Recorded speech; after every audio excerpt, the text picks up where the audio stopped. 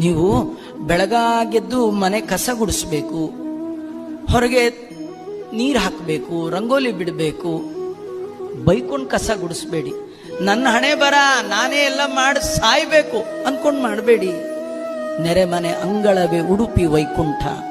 ಭಗವಂತ, ಇದು ನಿನ್ನ ಮನೆ, ಇಲ್ಲಿರುವವರೆಲ್ಲ ನಿನ್ನ ದಾಸರು, ನಾನು ಮಾಡೋದು ನಿನ್ನ ಪ್ರೀತಿಗಾಗಿ ಮಾಡ್ತೇನೆ ಅಂತ ಮಾಡಿಬಿಡು.